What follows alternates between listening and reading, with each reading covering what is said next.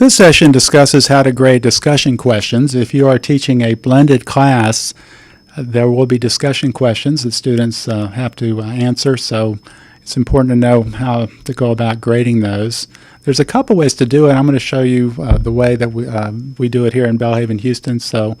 But if there's another way to do it, if you want to try that, that's okay too.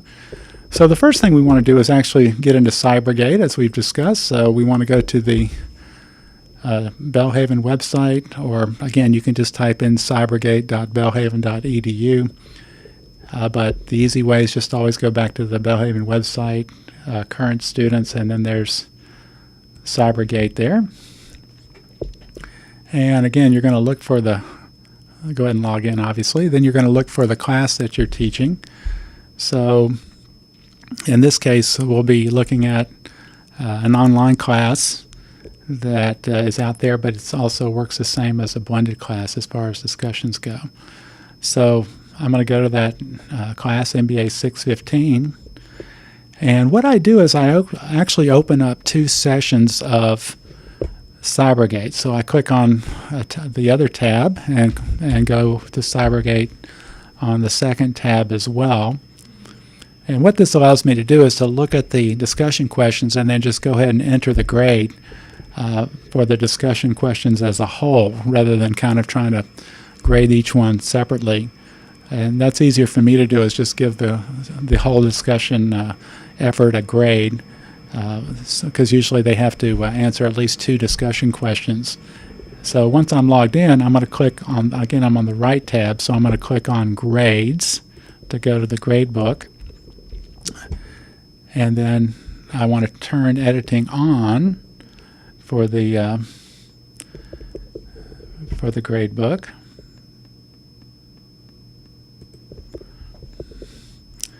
So that I can, which I've done. So let's say we're looking at the week 6 discussions, although they haven't quite gotten there. Notice if you put your mouse over the entry area for the grade, you see the name of the student, so you can keep track on which student you're grading. Keep in mind that if it's got the dotted rectangle, that's for comments. So now I'm going to go back to my tab. I'm going to go to the navigation pane on the left-hand side. It could be that thing's closed. That's what the little square does. That allows you to hide or open each of the sections on the left-hand side. And you want to find the class. You may have to do some scrolling down, not too much, and then click on participants. So what I want to do is bring up the participant list, and there it is. And I'm going to click on last name to sort by last name, so that'll match the way the gradebook is set up. So first I'm going to click on Bridget Parks as the first student I'm going to look at.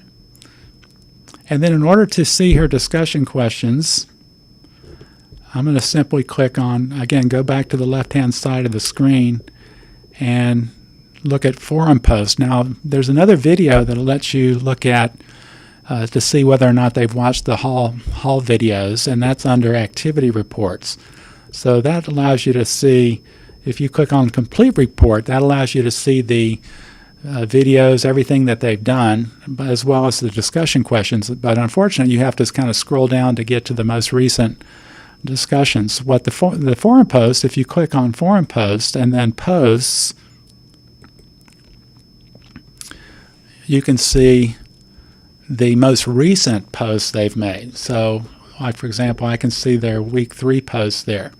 So what I do is I look at the post, I evaluate them based on the points for the post, and then after I do that, and I feel like I've got a good number for that for the whole discussion, then I come back to the right-hand side and type in a grade. And then I like to put in a comment on, hey, good job, or needed more detail, or don't forget to respond to all posts if they forget one. And then I just do 5 at a time and then click on update.